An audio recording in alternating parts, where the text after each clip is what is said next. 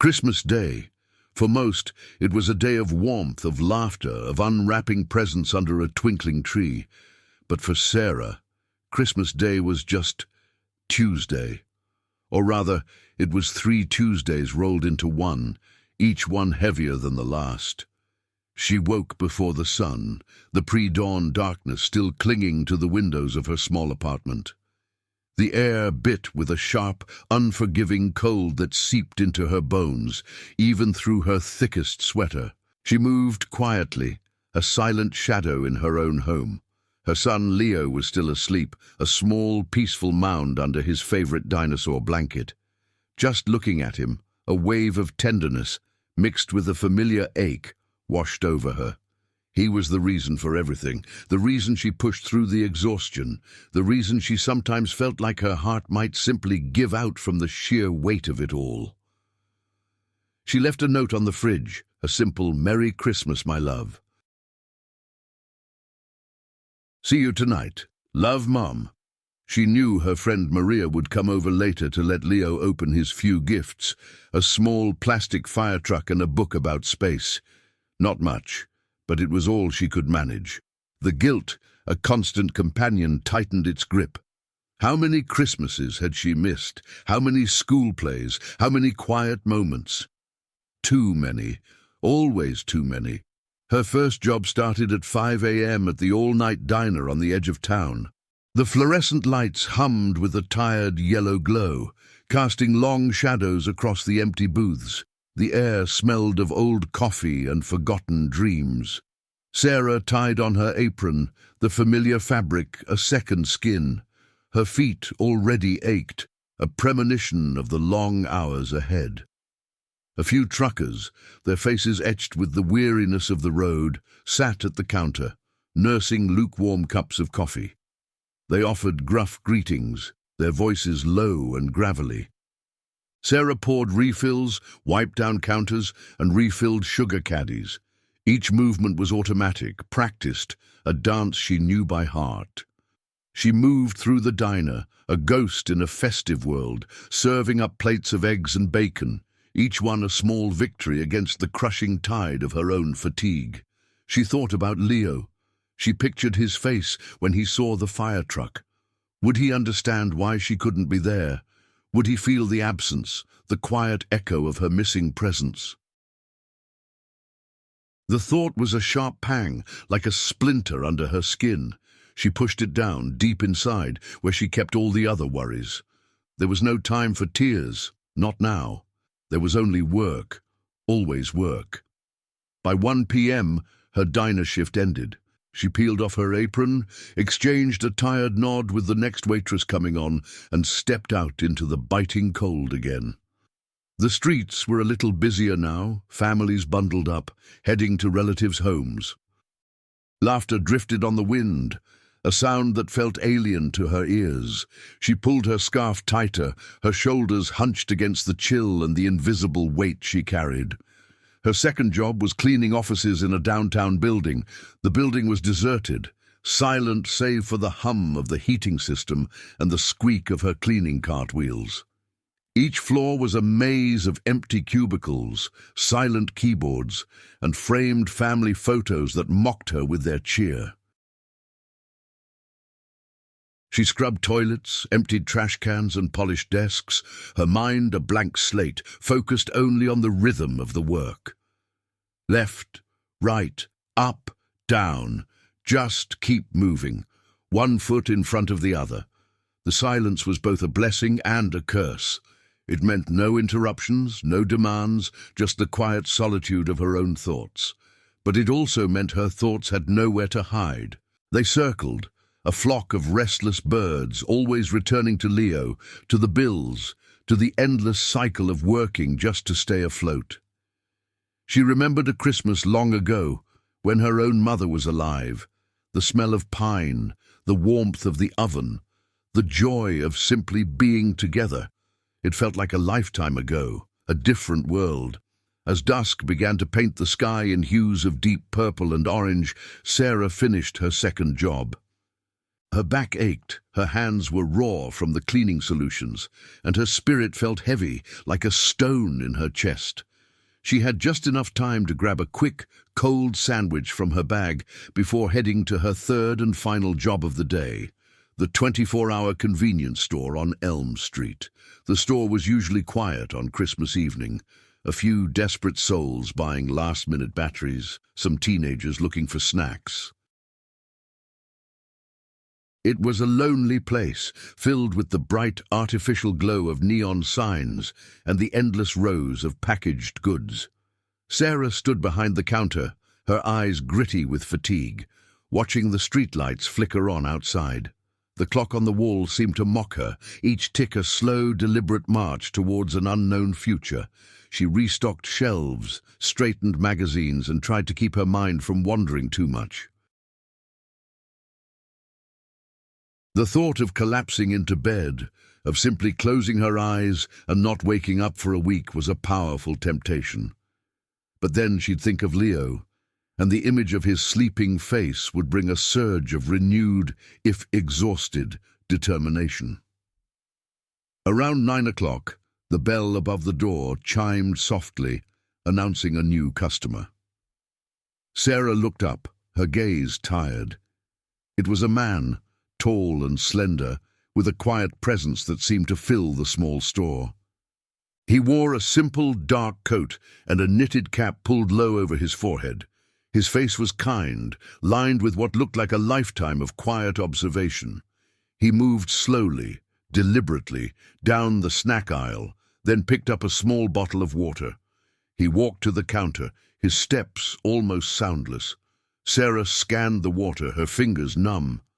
"That'll be $1.25, she said, her voice a little hoarse from disuse. He handed her a crisp $5 bill. As she made change, her eyes met his.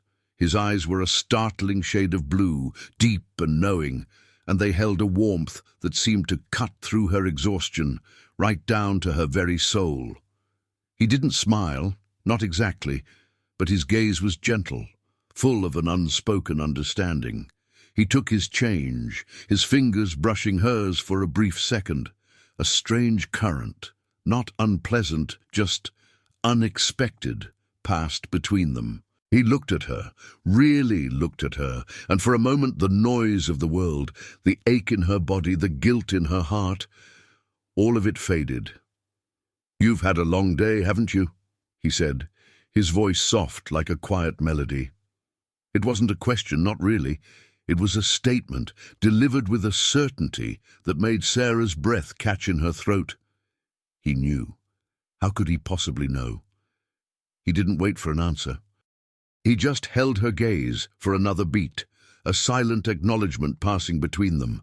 Then, with a slight nod, he turned and walked towards the door.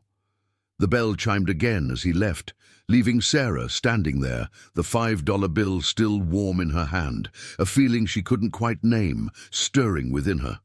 She watched him go, a quiet figure disappearing into the cold Christmas night, and for the first time all day she felt seen.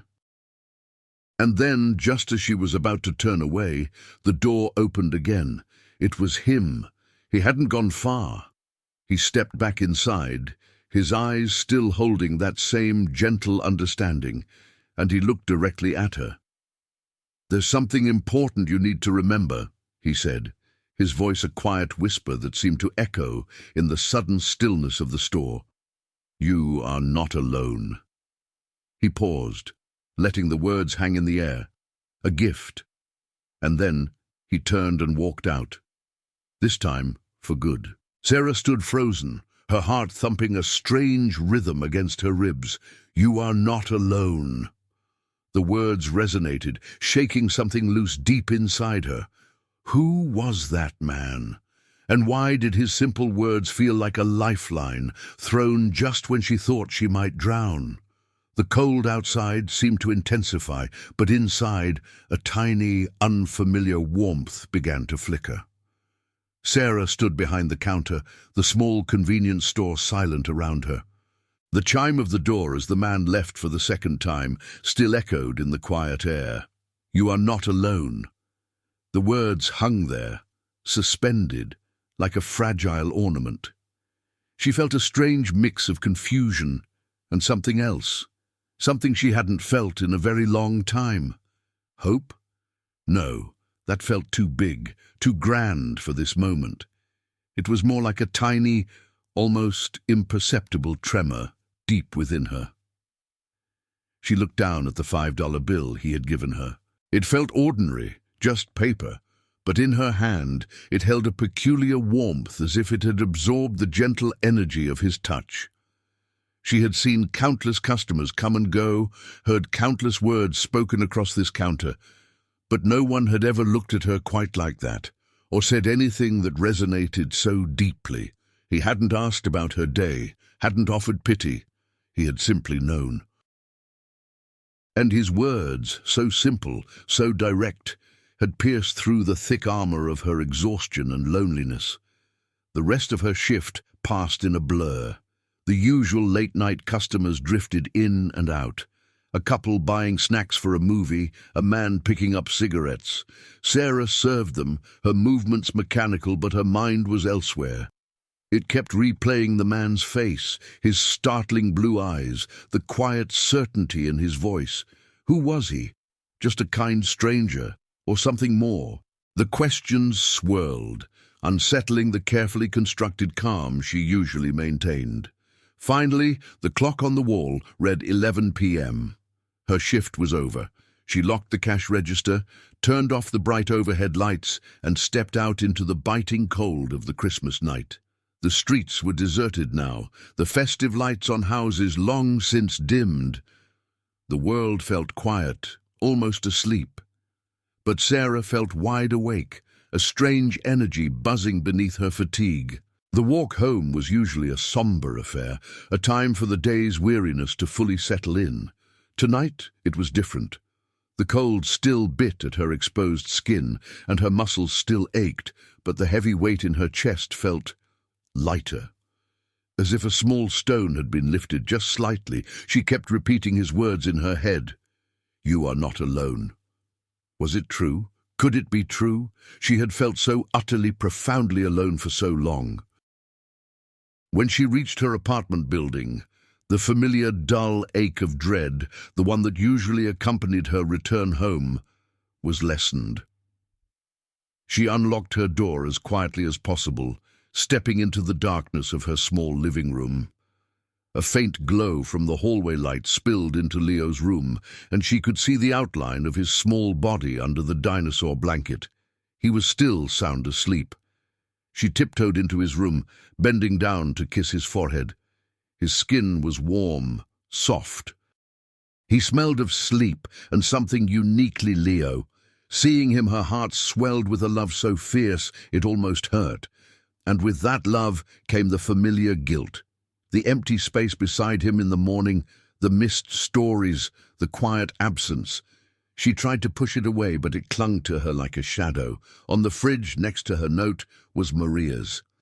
Leo had a great Christmas, loved the truck. He's dreaming about space now. Call me tomorrow, okay? You deserve some rest. Sarah read it, a small, tired smile touching her lips. Maria was a gift, a steadfast presence in their lives. She was not alone in that sense, but the man's words felt different, deeper. They spoke to a loneliness that Maria, for all her kindness, couldn't touch. She changed into her worn pajamas, the silence of the apartment wrapping around her. She didn't bother with food, just collapsed onto her bed. The mattress sagged beneath her, familiar and comforting. Usually, sleep claimed her almost instantly, a merciful escape from the day's demands. Tonight, though, her mind was restless. She closed her eyes, and the man's face appeared. Those kind, knowing blue eyes, the gentle certainty in his voice. You are not alone. The words felt like a promise, a whisper in the dark. But what did it mean? Who was he? And why had he chosen her? She was just Sarah, a tired, single mom working 3 jobs, barely making ends meet. There was nothing special about her, nothing that would draw such a profound, unexpected message. She thought of all the times she had felt invisible. In the diner, serving endless cups of coffee, in the silent offices, cleaning up after people she would never meet, behind the counter of the convenience store, a nameless face in a sea of anonymous transactions. She had become accustomed to being overlooked, to fading into the background. And yet, this man had seen her, truly seen her. A tiny, fragile seed of curiosity began to sprout in the barren landscape of her exhaustion. It wasn't about him, not really. It was about what his words had stirred within her. A small voice, long silenced by the demands of survival, was beginning to stir. A voice that whispered about possibilities, about a strength she didn't know she possessed. The next morning, the alarm blared at its usual unforgiving time. The world outside was still shrouded in darkness, the cold still biting. Sarah rose, her body stiff, her mind still hazy with the remnants of a dream she couldn't quite recall. The routine began anew. Coffee brewing, Leo's breakfast, the rush to get him ready for school before she had to leave for her first job. But as she made Leo's toast, she paused. She looked out the window at the grey, indifferent sky. And for a moment, just a fleeting moment, she didn't feel the usual heavy dread. Instead, she felt a peculiar sense of anticipation, as if something had shifted irrevocably, even if she couldn't yet name it. The man's words still echoed, a faint but persistent hum beneath the surface of her thoughts. Later that day, when she was back at the diner, pouring coffee for a new set of tired faces, she found herself looking at each customer a little differently, not with pity, but with a quiet sense of connection. Everyone had their burdens, their unseen struggles. She wondered if they too felt alone sometimes. And then she wondered if perhaps someone had whispered those same words to them. As the day wore on, a small, almost imperceptible change began to take root within her. It wasn't a sudden burst of joy or a miraculous solution to her problems. It was much quieter than that. It was a subtle shift in perspective, a faint echo of hope that refused to be silenced. That evening, as she walked home after her third job, the street still dark and cold, she passed the convenience store. The bright neon signs glowed, inviting and lonely. She paused, her gaze drawn to the door where he had stood. She wondered if he would ever come back. And a part of her, a part she hadn't known existed, hoped that he would. She felt a strange pull, a sense that her encounter with him was not just a random event, but the beginning of something she couldn't yet comprehend. It was a feeling she couldn't shake, a quiet certainty that the quiet man with the kind eyes held a secret, and perhaps a message, meant just for her. Days turned into a week, then two. The immediate afterglow of Christmas faded, replaced by the familiar grey monotony of January. Sarah's routine remained unchanged. Early mornings at the diner, silent afternoons cleaning offices, late nights behind the counter of the convenience store. Each day was a relentless cycle, a treadmill she couldn't step off. Yet something had changed. It was subtle, almost imperceptible to anyone but her.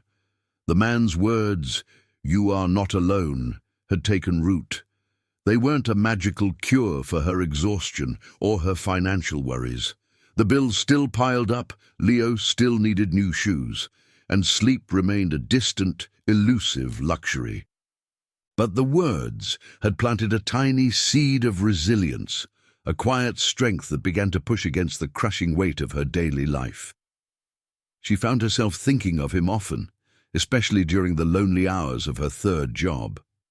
She'd glance at the door, half expecting to see him walk in, but he never did. He remained a fleeting memory, a whisper in the cold Christmas night, a kind face in a sea of anonymous transactions. Still, the memory of his eyes, so knowing and gentle, brought a strange comfort. It was as if a part of her, long dormant, had been awakened by his simple presence. One cold Tuesday morning, as Sarah poured coffee at the diner, she overheard a conversation between two regulars. They were talking about the old community center, a rundown building a few blocks from her apartment. It had been a hub of activity once, after-school programs, soup kitchens, a place for local families to gather. But for years, it had stood empty, boarded up, a sad monument to forgotten dreams. "Shame about that old place," one man grumbled, stirring his coffee. "Kids around here need somewhere to go after school, especially with winter coming on strong." "Heard they're trying to get it reopened," the other replied, "but it needs a miracle. No money, no volunteers. Just a lot of talk." Sarah listened, a familiar ache starting in her chest. She thought of Leo. He was a bright, energetic boy, but their small apartment offered little room for him to truly be a child. He deserved more. He deserved a place to play, to learn, to connect with other kids. The community center in its heyday would have been perfect. The conversation stayed with her all day. As she scrubbed toilets in the silent office building, the image of the dilapidated community center kept flashing in her mind. She thought of the peeling paint, the broken windows, the quiet despair of a place meant for joy, now lost. And she thought of the children, like Leo, who had nowhere to go. That evening, after her shift at the convenience store, the weight of the day felt particularly heavy. The cold seemed to bite deeper, and her fatigue was a thick, suffocating blanket. She walked past the community center, its darkened windows reflecting the streetlights like empty eyes. A "for sale" sign, faded and peeling, leaned against the boarded-up front door. A wave of despair washed over her. It wasn't just the center. It was everything. The endless work, the constant worry, the feeling of being trapped in a cycle she couldn't break. She felt the familiar sting of tears, hot and unwelcome, pricking at the back of her eyes.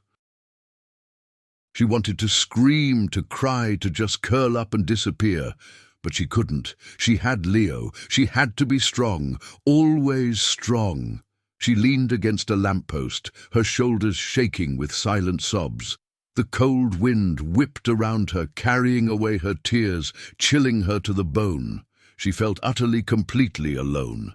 The man's words, "You are not alone," felt like a cruel joke now, a distant echo from a moment she had perhaps imagined. Just then, a figure emerged from the shadows of the alley next to the community center. Sarah jumped, startled, wiping her eyes quickly. It was him, the man from the convenience store. He stood a few feet away, his hands tucked into the pockets of his dark coat, his knitted cap pulled low. He wasn't looking at her directly, but at the community center, his gaze thoughtful, almost sorrowful. He seemed to materialize out of the darkness, quiet and unhurried, just as he had at the store. Sarah's heart pounded. She felt a mix of embarrassment and a strange, desperate relief. She wanted to run, to hide, but her feet were rooted to the spot. He turned slowly, his blue eyes meeting hers. There was no surprise in his gaze, no judgment, only that familiar, gentle understanding. He didn't say anything, just looked at her, his presence a quiet anchor in her storm of emotions. I'm sorry," Sarah stammered, her voice thick with unshed tears. I just—" He raised a hand, a small, calming gesture. "There's no need to apologize for feeling," he said, his voice soft, almost a murmur against the wind. "The burdens you carry are heavy, and often they are unseen." His words struck her with the force of a physical blow. Unseen burdens, that was it. That was exactly it. The invisible weight she carried every single day. The exhaustion that went unnoticed. The sacrifices no one acknowledged. The silent battle she fought just to keep her little family afloat. How do you know?" she whispered, her voice barely audible. He took a step closer, his gaze unwavering. "Some things are simply known," he replied. He then looked back at the community center, a deep sigh escaping his lips. "This place, it holds a lot of forgotten hope, doesn't it?" Sarah nodded, unable to speak. "Hope is a powerful thing," he continued, his voice taking on a thoughtful tone. "It doesn't always roar. Sometimes it's just a whisper, a quiet knowing that things can be different." He paused, then looked back at her. "You have a quiet strength, Sarah," he said, using her name. How did he know her name? A jolt went through her. She hadn't told him. She never told customers her name. He seemed to sense her unspoken question. A faint, almost imperceptible smile touched his lips. "Some names are simply known," he repeated, his eyes twinkling with a gentle mystery. "And sometimes the greatest strength is found not in carrying the burden alone, but in allowing a new kind of hope to emerge." He gestured towards the community center. "This place doesn't need a miracle, Sarah. It needs a heart that believes in its purpose." Sarah looked from him to the dilapidated building, her mind reeling. His words were enigmatic, yet they resonated deep within her. A heart. Could she, a tired, struggling, single mother, be that heart? The idea seemed ludicrous, impossible. He must have seen the doubt in her eyes. He stepped even closer, his presence radiating a quiet warmth that pushed back against the biting cold. "Don't underestimate the power of a single determined heart, Sarah, especially one that has learned to carry so much." He then reached into his coat pocket and pulled out a small, worn wooden carving. It was a simple bird, its wings outstretched as if in flight. He held it out to her. "This is for you," he said. "A reminder that even the smallest wing can catch the wind and rise." Sarah took the carving. It was smooth and warm in her cold hand. She looked at the bird, then back at him. His eyes held a deeper intensity now, a profound knowing that seemed to look right into her future. "Remember what I told you," he said, his voice soft but firm. "You are not alone. And sometimes the path forward begins not with a grand gesture, but with a quiet decision to believe in something. Something more than what you can see right now." He paused, his gaze fixed on her. "What will you choose to believe in, Sarah?" he asked, his voice a gentle challenge. The question hung in the cold night air, an invitation, a test. Sarah clutched the wooden bird, her heart thrumming. The community center stood dark and silent behind him. What would she choose to believe in? The overwhelming weight of her life, or the quiet whisper of hope he had placed in her hands? The wooden bird felt smooth and warm in Sarah's palm, a small, tangible piece of the bewildering encounter. The man had vanished as quietly as he'd appeared, leaving her standing alone in the biting cold, clutching the carving, his question echoing in her mind. "What will you choose to believe in, Sarah?" She looked from the bird to the darkened community center, then back to the bird. The cold was seeping into her bones, but a strange warmth had begun to spread through her chest. It wasn't just the physical warmth of the wood. It was something deeper, a spark ignited by his words, a heart that believes in its purpose. Could she, Sarah, be that heart? The idea seemed absurd, yet it refused to be dismissed. She walked home in a daze, the fatigue of the day momentarily forgotten. The wooden bird was her only company, its smooth surface a constant reminder of his presence, his words. When she finally reached her apartment, she didn't collapse into bed as usual. Instead, she sat at her small kitchen table, the bird resting before her. She traced the delicate lines of its outstretched wings. It was a simple carving, but it held a profound beauty, a reminder that even the smallest wing could catch the wind and rise. She thought of Leo, sleeping soundly in his room. She thought of his bright, curious eyes, his boundless energy. He deserved a better world, a world with places like a thriving community center. The next morning, Sarah's routine began as always, but with a subtle difference. The heavy blanket of dread that usually accompanied her rise was thinner, almost translucent. The man's words, his gentle challenge, had planted a seed. And that seed, though tiny, was beginning to push through the hardened soil of her exhaustion. At the diner, she found herself listening more intently to the conversations around her. She heard snippets of local news, complaints about the economy, worries about the future, and always the quiet undertone of longing for connection, for community. The community center, she realized, wasn't just a building. It was a symbol of something lost, something deeply needed. During her office cleaning shift, the silence usually amplified her worries. Today, it offered a different kind of space, a space for thought, for reflection.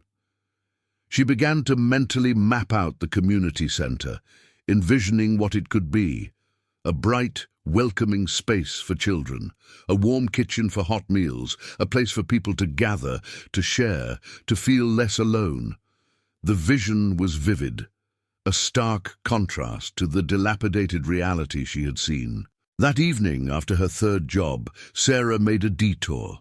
Instead of heading straight home, she walked directly to the community center.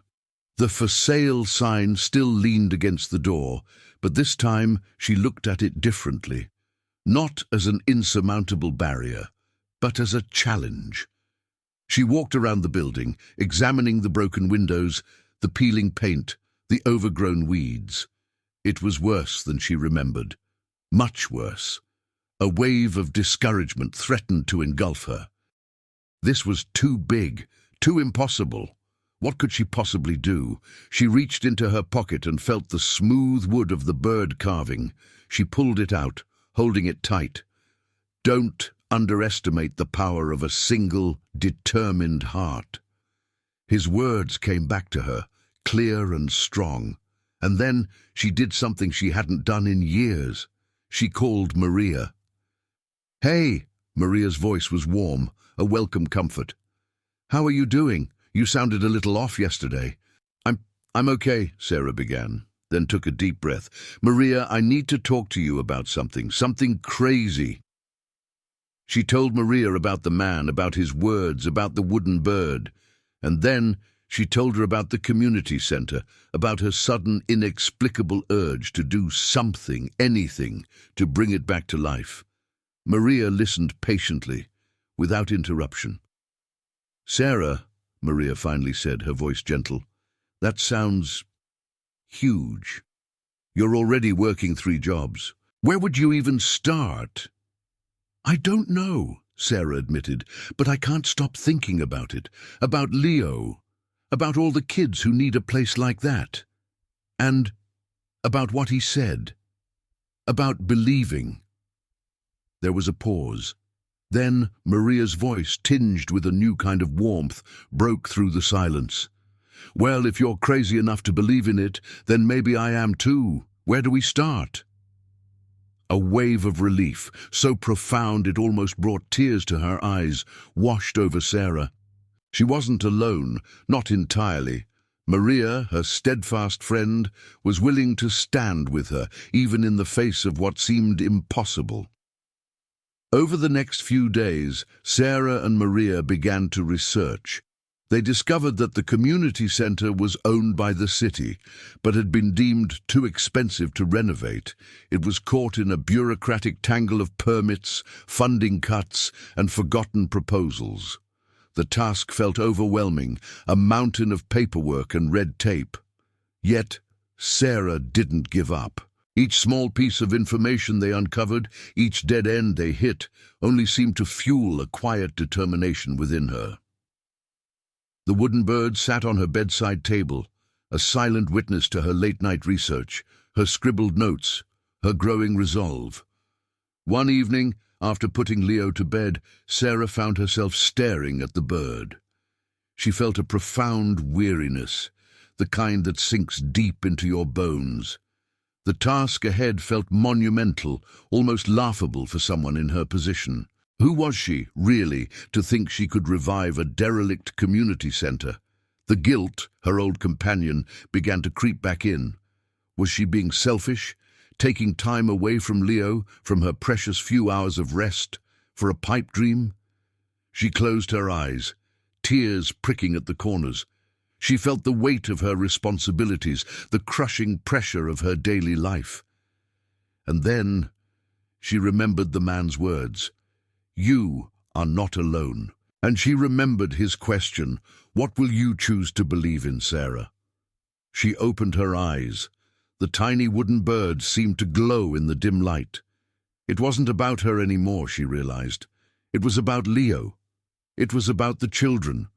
It was about believing that even in the darkest corners, hope could still flicker. She picked up the bird, holding it tight. "If this message is for you, comment Amen." She took a deep breath. This wasn't just about a building. It was about a choice to believe that even when everything felt impossible, there was still a way forward. A choice to believe in the power of a single heart, no matter how tired, to make a difference. And as she held the small wooden bird, a quiet resolve settled deep within her. She didn't know how, but she would try. She would try to bring hope back to that forgotten place. The decision to pursue the community centre wasn't a sudden burst of energy, but a quiet, steady resolve that settled deep within Sarah. It was a choice born of exhaustion and a flicker of hope, a stubborn refusal to let the darkness win. With Maria by her side, they started small, chipping away at the seemingly insurmountable task. Their first step was to gather information. They spent evenings after Sarah's shifts, poring over old city council minutes, making calls to various departments, often getting lost in a maze of automated messages and unreturned voicemails. It was frustrating, disheartening work. Many times, Sarah felt the familiar pull of despair, the urge to give up. But then she would look at the wooden bird on her nightstand, its simple form, a silent reminder of the man's words, and she would find a renewed, if weary, determination. One afternoon, during her lunch break at the office cleaning job, Sarah decided to visit the local library. She rarely had time for such things, but she felt a strange pull, a sense that she needed to dig deeper. The librarian, a kind, elderly woman named Mrs. Henderson, remembered the community centre fondly. "Oh, the old Elm Street Centre," Mrs. Henderson sighed, her eyes clouding with nostalgia. "It was such a vibrant place once. So many children found a safe haven there." Sarah shared her nascent dream, her voice hesitant at first, then gaining strength as she spoke. Mrs. Henderson listened intently, her gaze warm and encouraging. "You know," Mrs. Henderson said, leaning closer, "there was an old foundation, a small grant set up years ago specifically for the centre. It was meant for maintenance, but it might have grown over time. It's probably buried deep in some city archive, forgotten by now. But it exists." A spark ignited in Sarah. A forgotten grant. It was a tiny thread, but it was something. She spent the rest of her break and then her evening researching how to access old city records. The process was tedious, filled with forms and appointments, but she pushed through. Maria, ever the practical one, helped her navigate the bureaucracy, translating complex legal jargon into understandable steps. As Sarah immersed herself in this new mission, subtle changes began to manifest in her daily life. Her exhaustion was still profound, but it was no longer a suffocating blanket. It was more like a persistent hum, beneath which a new kind of energy thrummed. She found herself smiling more, even at the diner, greeting customers with a warmth that surprised even herself. One afternoon, a regular at the diner, an elderly gentleman named Mr. Peterson, noticed the change.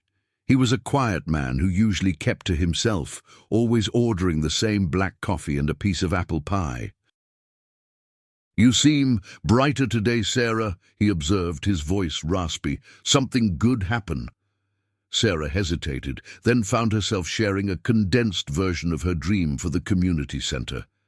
Mr. Peterson listened, his eyes thoughtful. "That's a noble cause, young lady," he said, taking a sip of his coffee. "This town, it needs more people like you. People who still believe in making things better." He then reached into his wallet and pulled out a crisp $20 bill. "Here," he said, pushing it across the counter, "for the center. It's not much, but it's a start." Sarah stared at the money, tears welling in her eyes. It was the first donation, the first tangible sign that her dream wasn't just her own. "Mr. Peterson, you don't have to—" "Nonsense!" He waved her off. "Everyone has a part to play. Even an old man like me." He gave her a rare, gentle smile. "Keep believing, Sarah. It suits you." That $20 bill felt like $1 million. It wasn't just money, it was validation, a confirmation that her efforts were not in vain. It was a whisper of change, a ripple in the quiet pond of her life. The news of Sarah's quiet campaign for the community center began to spread, slowly, through the small town. Maria, with her boundless energy, started an online petition, sharing their story on local social media groups. At first, there was skepticism, then curiosity, and finally, a growing wave of support. People remembered the center, remembered what it had meant to them or to their parents. Sarah, who had always shied away from attention, found herself talking to neighbors, to parents at Leo's school, to other small business owners. She spoke with a quiet passion, her voice gaining strength with each conversation. She wasn't just talking about a building, she was talking about hope, about dignity, about giving children a place to belong. One evening, as Sarah was closing the convenience store, a young woman approached the counter. She was holding a small box of donated art supplies. "I heard about what you're doing for the community center," the woman said, her voice a little shy. "I used to go there as a kid. It meant everything to me. I'm an art teacher now. If you ever get it open, I'd love to volunteer." Sarah felt a surge of emotion. It was happening. Slowly, painfully, but it was happening. The unseen burdens she had carried for so long were beginning to be shared, lifted by the growing community around her. The man's words, "You are not alone," were no longer just a memory. They were becoming a living reality. The small wooden bird, now a constant companion in her pocket, was a powerful symbol. It reminded her that even the smallest effort, the quietest belief, could have far-reaching effects. She was no longer just a single mother working 3 jobs. She was a woman with a purpose, a quiet force for change in her community. One particularly difficult day, after a city official had dismissed her efforts as quixotic and unrealistic, Sarah felt her resolve waver. She sat on a park bench, the cold wind whipping around her, the familiar feelings of inadequacy and despair threatening to overwhelm her. She pulled out the wooden bird, clutching it tight. Don't underestimate the power of a single, determined heart. She closed her eyes, taking a deep, shaky breath. She was tired, so incredibly tired, but she wasn't alone. She had Maria, she had Mr. Peterson, she had the art teacher, and all the others who had offered their support. And she had the memory of the quiet man, his knowing eyes, his gentle challenge. She opened her eyes, her gaze falling on a small, withered sapling struggling to grow through a crack in the pavement. It was small, fragile, but stubbornly reaching for the sun. A quiet determination settled within her. If you receive this type, I receive it. She knew deep down that this journey was far from over. There would be more obstacles, more moments of doubt. But something fundamental had shifted within her. She was no longer just surviving, she was building, and in building she was finding a strength, a purpose she never knew she possessed. The quiet man had not solved her problems, but he had given her something far more profound, the courage to believe in her own capacity for change, and in the power of a community to rise together. The momentum for the community center was growing, albeit slowly. Sarah and Maria had managed to secure a meeting with a junior city council member, Ms. Jenkins, who, unlike the previous official, seemed genuinely interested. They presented their petition, the growing list of volunteers, and their research into the forgotten grant. Ms. Jenkins listened, her expression unreadable. "This is impressive, Sarah," she admitted, tapping the stack of papers, "especially the grant. Most people don't dig this deep." She paused, a thoughtful frown creasing her brow. "But accessing it won't be easy. It's tied up in old legal documents, probably requiring specific conditions to be met, conditions that might no longer be relevant." Sarah's heart sank a little, but she held on to the quiet determination that had become her anchor. "We're willing to do whatever it takes, Ms. Jenkins. This isn't just about a building, it's about giving our kids a future." Ms. Jenkins looked at Sarah, a flicker of admiration in her eyes. "I'll see what I can do," she promised. "But prepare for a long fight. Bureaucracy moves slowly, especially when it involves something as old and forgotten as this." The next few weeks were a blur of meetings, phone calls, and endless waiting. Sarah continued her 3 jobs, her body protesting the increased demands, but her spirit felt strangely energized. She found strength in the growing network of people who believed in her vision. The diner customers continued to offer small donations and words of encouragement. The art teacher, a young woman named Chloe, started sketching designs for the center's interior, filling the empty spaces with vibrant colors and creative ideas. Leo, too, seemed to sense the shift. He was still a happy, energetic boy, but he began asking more questions about the big empty building his mum talked about. Sarah would tell him stories of what it would be, a place for him and his friends to play, to learn, to create. His eyes would light up, and seeing his excitement fueled her even more. One particularly grueling day, after a full shift at the diner and hours spent cleaning offices, Sarah felt the familiar ache of physical and emotional fatigue settle in. She was walking to her 3rd job, the convenience store, when she passed the community center. The for sale sign was still there, but now a small handwritten poster had been taped to the door. It read, "Future Home of Hope. Coming soon." It was Maria's work, a small act of defiance against the building's current state. Sarah smiled, a genuine, tired smile. It was a visible sign, a public declaration of their intent. As she turned to continue her walk, she noticed something small and dark lying on the steps of the center. She walked closer, her heart giving a little jump. It was a small leather-bound journal, old and worn, with a faded gold emblem on its cover. Sarah picked it up carefully. It felt heavy in her hands, as if filled with secrets. There was no name on it, no identifying marks, just the emblem, an intertwined set of initials that were hard to decipher, but looked like EM. She opened it, her fingers trembling slightly. The pages were filled with elegant looping handwriting, faded with time. It was a diary, she realized, chronicling the daily life and dreams of someone from a bygone era.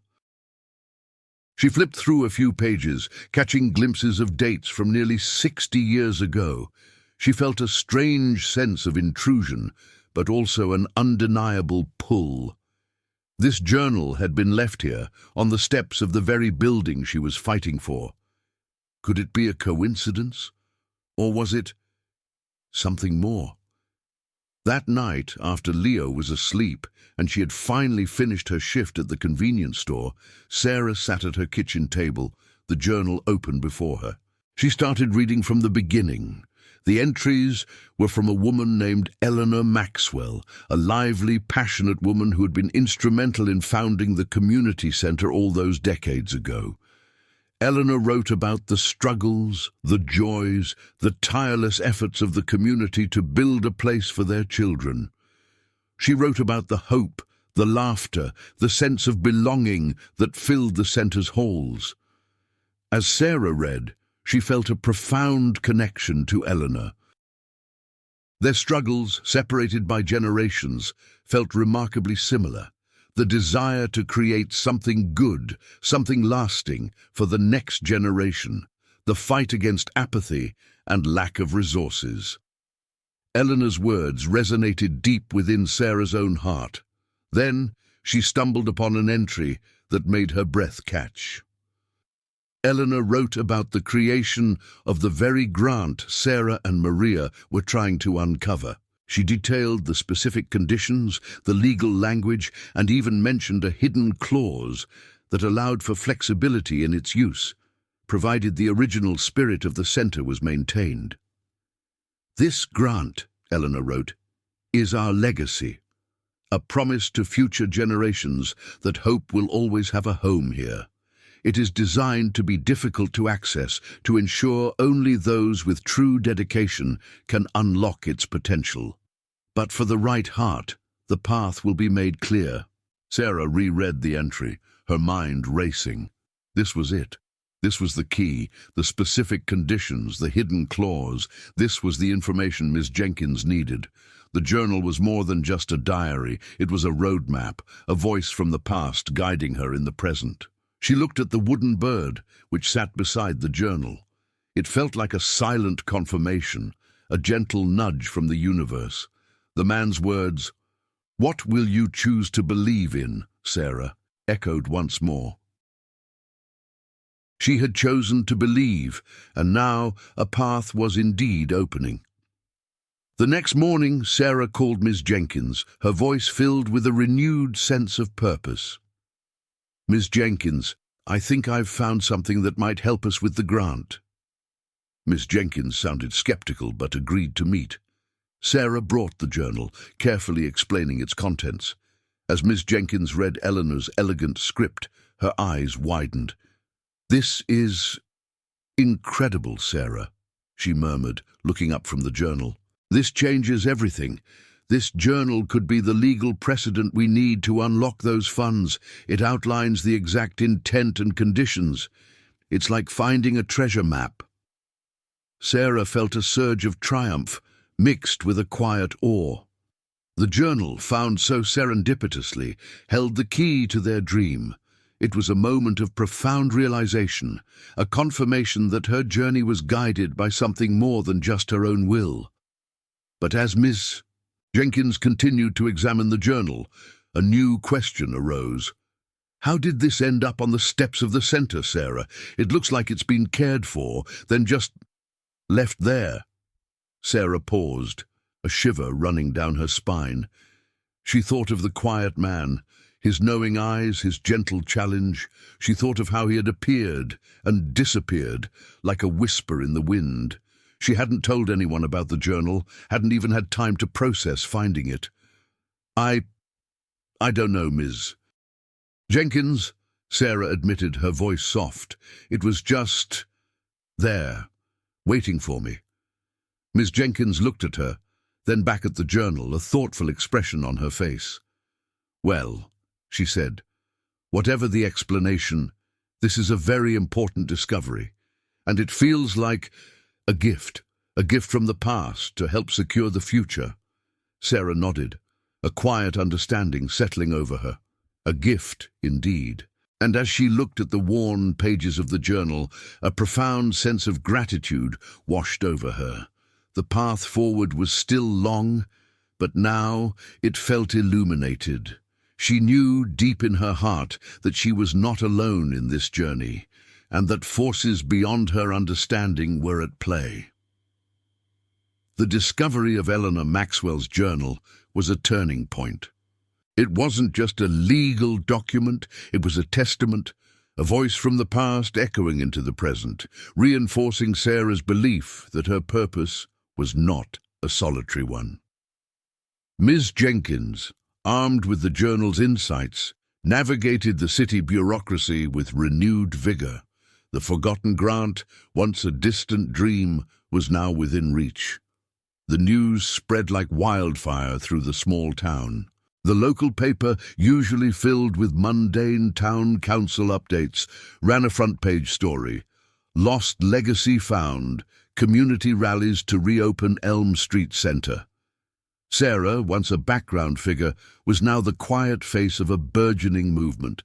She found herself giving interviews, speaking at community meetings, her voice, once hesitant, now clear and confident. The support poured in. Volunteers, inspired by Sarah's unwavering dedication and Eleanor's story, offered their time, skills, and resources. Local contractors offered discounted labor. A paint shop donated gallons of colorful paint. Parents, eager for a safe, enriching space for their children, organized fundraising bake sales and car washes. The community center, once a symbol of neglect, was slowly transforming into a beacon of shared hope. Sarah, of course, continued her 3 jobs. The financial realities of her life hadn't magically disappeared, but the work no longer felt like a crushing burden. It felt like a means to an end, a part of a larger, more meaningful journey. Her exhaustion was still there, but it was accompanied by a deep sense of fulfillment, a quiet joy that sustained her through the longest days. Leo was thriving. He loved visiting the center, even in its unfinished state. He would run through the dusty rooms, his imagination filling the empty spaces with laughter and play. He helped Sarah and Maria sort donated books, his small hands carefully placing them on shelves. He was proud of his mom, and that pride, more than anything, filled Sarah's heart. One sunny Saturday, a large group of volunteers gathered at the center for the first official cleanup day. The air buzzed with energy, the sound of hammering and cheerful chatter filling the once silent halls. Sarah stood back for a moment, watching the scene unfold, a profound sense of awe washing over her. This wasn't just her dream anymore. It was their dream, an unfolding tapestry woven with the threads of many hearts. As she watched, a familiar figure appeared at the edge of the crowd. He stood quietly, observing the activity, a faint, gentle smile on his face. It was the man from the convenience store, the one who had given her the wooden bird. He wore the same dark coat and knitted cap, his presence as serene and unassuming as ever. Sarah's heart gave a leap. She hadn't seen him since that cold night by the center months ago. She walked towards him, a mix of gratitude and wonder bubbling within her. "You came," she said, her voice soft. He turned to her, his blue eyes holding that familiar, knowing warmth. "I told you, Sarah. Hope is a powerful thing, and it always finds a home where it is truly believed in." He gestured towards the bustling activity. "Look at what you've done, Sarah. Look at what your belief has brought forth." "Not just me," Sarah corrected, her gaze sweeping across the volunteers. "It's everyone. Maria, Ms. Jenkins, Mr. Peterson, Chloe, all the volunteers, and Eleanor with her journal."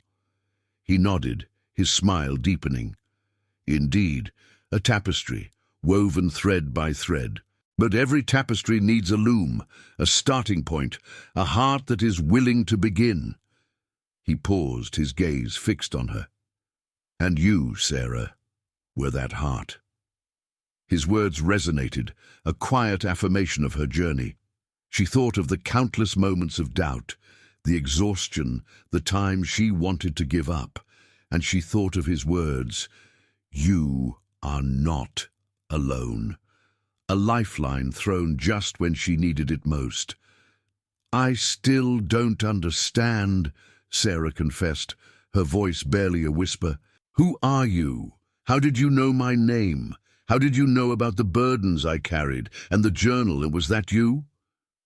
He looked at her, his eyes filled with a deep, ancient wisdom. He didn't answer directly. Instead, he reached into his pocket and pulled out another small wooden carving. This one was a tiny, intricately carved key. "Sometimes," he said, holding out the key, "the answers we seek are not in words, but in the doors we open. This key, it represents the knowledge you already possess, the ability to unlock what is hidden, to reveal what is true." Sarah took the key. It was even more delicate than the bird, smooth and cool against her skin. It felt profoundly significant, though she didn't fully understand why. "The journal," he continued, his voice softer now, "was simply waiting to be found by the right heart. A heart that understood its value and its purpose." He looked at her, his gaze unwavering. "Your heart, Sarah." He paused, letting his words sink in. "Keep believing, Sarah. Keep opening doors. And remember, the greatest gifts are often found not in what you receive, but in what you become and in what you give." He then looked past her, towards Leo, who was excitedly helping Chloe paint a mural on one of the walls. "Look at him," he said, a profound tenderness in his voice. "He is seeing hope. And that, Sarah, is a legacy more valuable than any treasure." Sarah turned, watching Leo's joyful face. Her heart swelled with an overwhelming love and gratitude. She had been so focused on survival, on simply making it through each day, that she had almost forgotten the profound impact her choices could have. She turned back to thank the man, to ask him more questions, to finally understand. But he was gone. He had vanished as silently as he had arrived, leaving behind only the gentle echo of his words and the small wooden key in her hand. Sarah stood there for a long moment, the key and the bird in her pocket, the sounds of laughter and construction filling the air around her. She didn't have all the answers, but she had something more important, a profound sense of purpose, a deep connection to her community, and an unwavering belief in the power of hope. The tapestry was still unfolding, but now she knew she was a vital thread, woven into its very fabric. And as she looked at the bustling center, she understood that the journey was far from over, but the direction was clear. The community center project moved forward with an almost miraculous speed. With the grant funds secured, the city's support, and a growing army of volunteers, the old building began its transformation. Walls were repaired, fresh paint covered years of neglect, and new windows let in streams of natural light. The air, once heavy with dust and decay, now hummed with the sounds of progress and shared dreams. Sarah was at the heart of it all. She still worked her 3 jobs, but her evenings and weekends were dedicated to the center. She coordinated volunteers, managed donations, and worked tirelessly alongside Maria, Ms. Jenkins, and the many new friends she had made. Her quiet determination had blossomed into a powerful, inspiring leadership. She was still Sarah, the tired single mom, but she was also something more. A catalyst for change, a beacon of hope for her community. The wooden bird and the tiny key remained in her pocket, tangible reminders of the man's profound impact. She often thought of him, wondering about his identity, his purpose, and whether he would ever return. His words, his gentle challenges, had become guiding principles in her life. One evening, as the grand reopening of the center drew near, Sarah found herself alone in the main hall. The space was almost complete, filled with bright colors, new furniture, and the promise of countless joyful moments. A large mural, painted by Chloe and a group of local artists, adorned one wall, depicting children playing, laughing, and learning. It was a vibrant testament to the power of community. Sarah walked through the quiet hall, touching a freshly painted wall, running her hand over a new bookshelf. A profound sense of peace settled over her. She had done it. They had done it. Against all odds, they had brought the Elm Street Community Center back to life. But amidst the triumph, a familiar ache surfaced. It was the quiet loneliness that had always been a part of her, the feeling that despite all the people around her, there was still an empty space deep within her heart. A space that missed her own mother, a space that longed for a partner to share the burdens and the joys. She had built this incredible thing, but she still felt, in some fundamental way, alone. She sat on a small bench, pulling out the wooden bird and the key. She traced their smooth surfaces, her mind wandering back to that cold Christmas night, to the man's gentle voice. "You are not alone." The words had been a comfort, a promise. But now, in this moment of quiet reflection, she wondered if they were truly meant for her, or just a beautiful illusion. Just then, a faint sound, like the soft creak of an old floorboard, broke the silence. Sarah looked up, her heart giving a little flutter. Standing in the doorway, bathed in the soft glow of the setting sun filtering through the new windows, was the man. He was there, as quiet and unassuming as ever. His dark coat, his knitted cap, his blue eyes filled with that same deep, knowing warmth. He didn't speak, just stood there, observing her, observing the transformed space. Sarah rose slowly, a wave of emotion washing over her. "You came back," she whispered, her voice thick with gratitude and wonder. He nodded, a gentle smile touching his lips.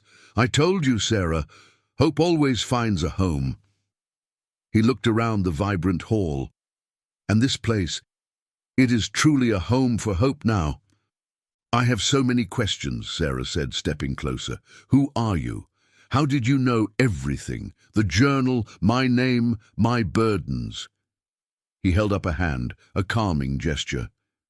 "Some questions, Sarah, are not meant to be answered with names or titles. Some truths are felt, not explained." He paused, his gaze fixed on her. "I am simply a messenger, a guide, perhaps, for those who are ready to listen to the whispers of their own heart." "Uigis." He walked further into the hall, stopping by the mural. He looked at the painted faces of the children, his eyes filled with a profound tenderness. "You see, Sarah," he continued, his voice soft, "the greatest miracle here isn't the building itself. It's the transformation within you, the strength you found, the courage to believe, the willingness to serve." "But I felt so alone," Sarah confessed, the words tumbling out, raw and honest. "Even with everyone, with all this, sometimes I still feel that emptiness." He turned to her, his gaze unwavering. "Loneliness, Sarah, is often a whisper, inviting you to connect to something deeper, to the truth of who you are and the profound connection you share with all of humanity. You are a thread in a vast, beautiful tapestry. You are connected to Eleanor, to Maria, to Leo, to every child who will walk through these doors, and to something far greater than yourself." He reached out, placing a hand gently on her shoulder. His touch was warm, comforting, and a profound sense of peace enveloped her. "You are not alone, Sarah," he repeated, his voice a soft, powerful affirmation. "You never were, and you never will be." That feeling of emptiness. It is simply a space waiting to be filled with the love and purpose you have now embraced.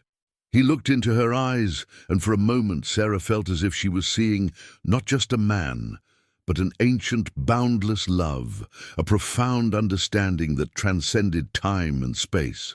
She felt truly seen, truly understood, in a way she never had before.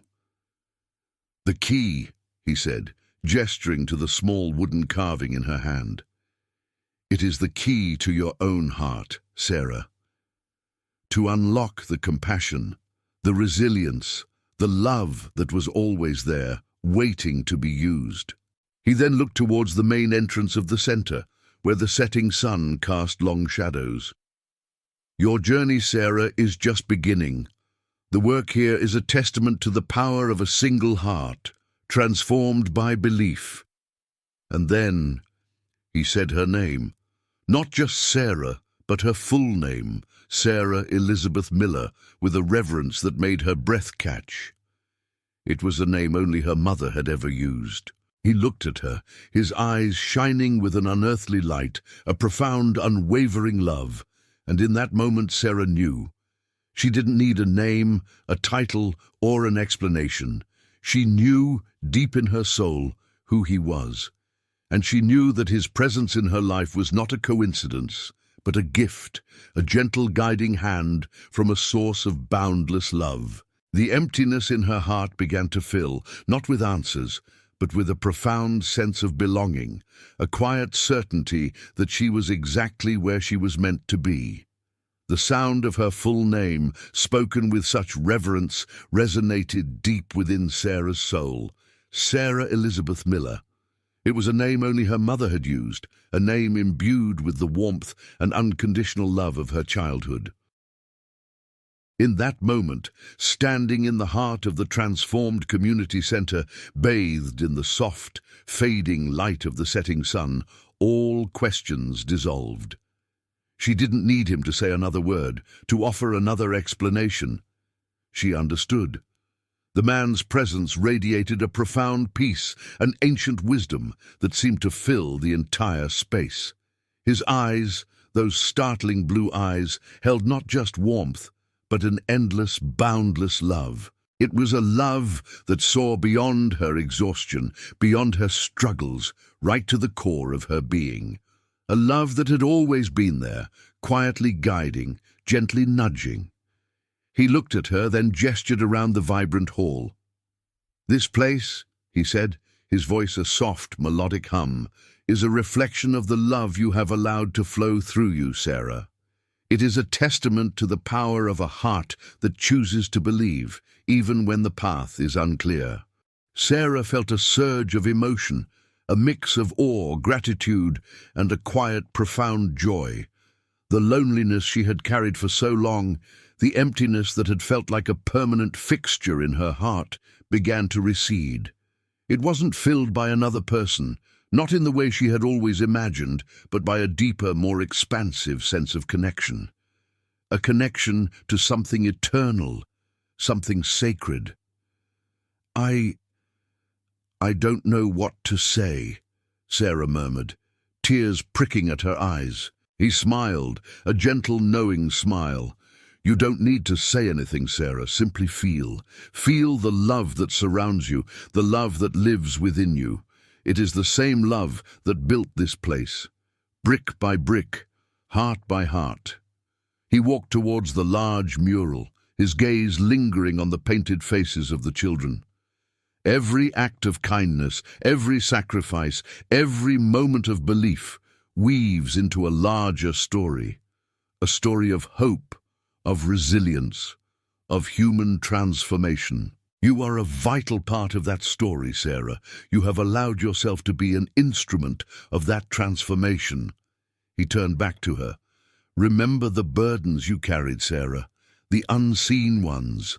They were not meant to break you, but to shape you, to reveal the immense strength, the unwavering compassion that was always present within you.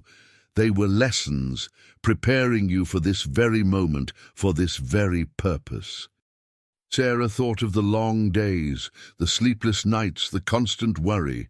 She thought of the guilt, the grief, the fear.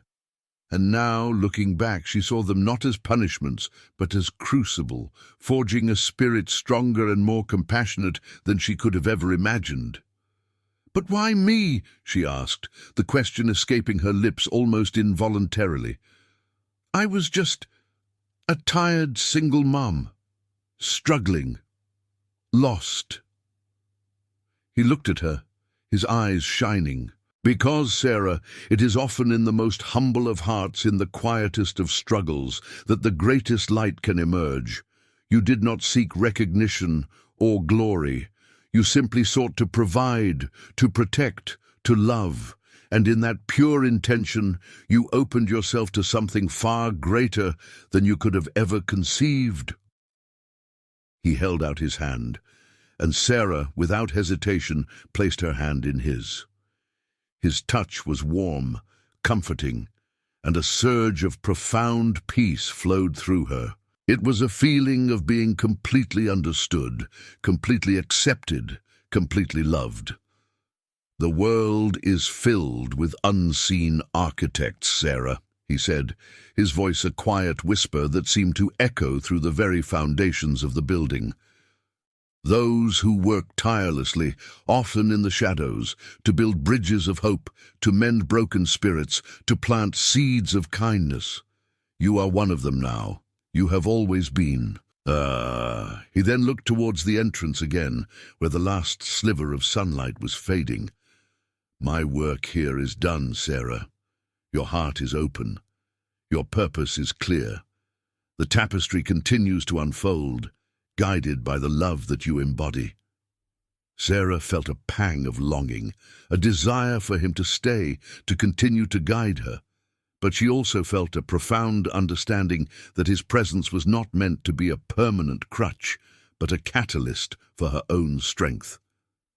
"Will I see you again?" she asked, her voice trembling slightly.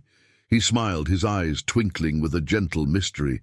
"I am always with you, Sarah, in every act of kindness, every moment of compassion, every whisper of hope. Look for me in the eyes of the children, in the laughter of your friends, in the quiet strength of your own heart. I am always there." He gently squeezed her hand, then released it.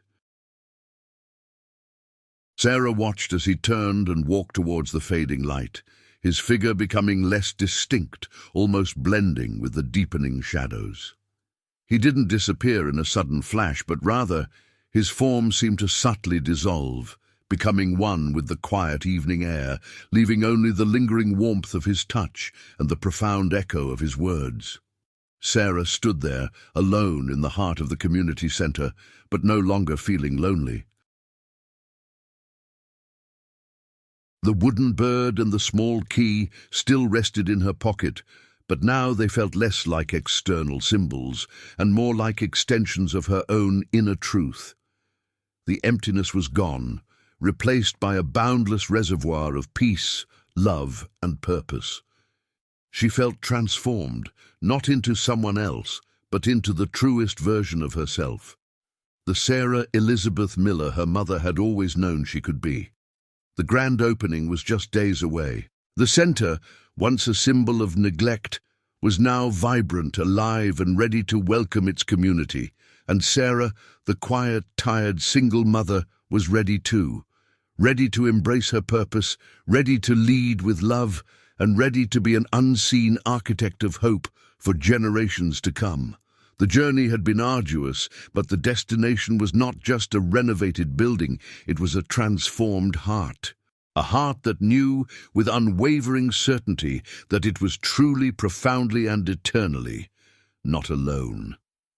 The grand opening of the Elm Street Community Center was a day etched in the town's memory. The sun shone brightly, reflecting off the freshly painted walls, and the air buzzed with excitement. Hundreds of people gathered, filling the street outside, their laughter and chatter a joyful symphony. Dignitaries spoke, praising the community's resilience and Sarah's unwavering dedication. But for Sarah, the true celebration was in the faces of the children, especially Leo, whose eyes sparkled with pure joy as he explored the vibrant, welcoming space. She stood on a small stage, flanked by Maria, Miss Jenkins, and other key volunteers, ready to give her speech. Her heart pounded, but it wasn't from nervousness. It was from a profound sense of gratitude and fulfillment. She looked out at the sea of faces, at the transformed building, and felt the quiet man's presence, not as a physical form, but as a warm, guiding light within her own heart. When it was her turn to speak, Sarah approached the microphone, a gentle smile on her face.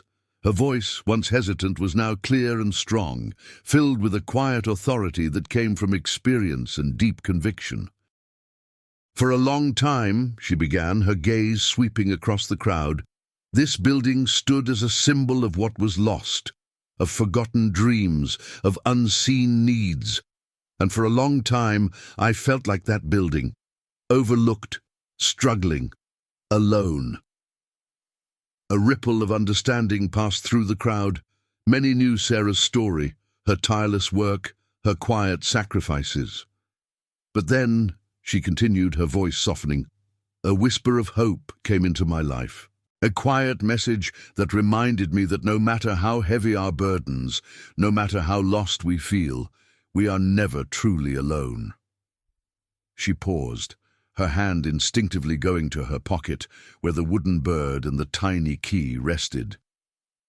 That message, that whisper, led me here, to this place, to all of you. She spoke of Eleanor Maxwell, whose journal had been a beacon from the past.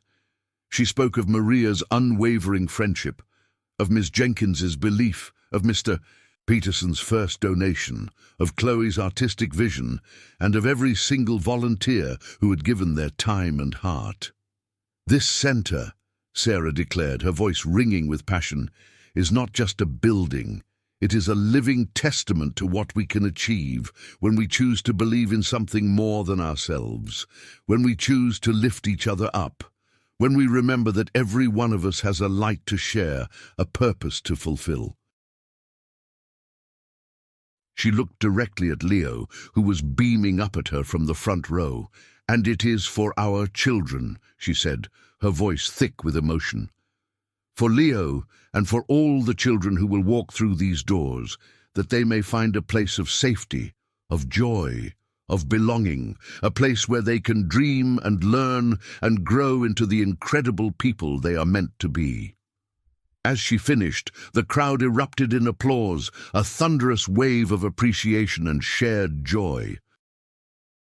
Sarah felt a warmth spread through her, a profound sense of connection to every soul in that space. She was no longer just a single mother working 3 jobs. She was a mother, a friend, a leader, a weaver of hope.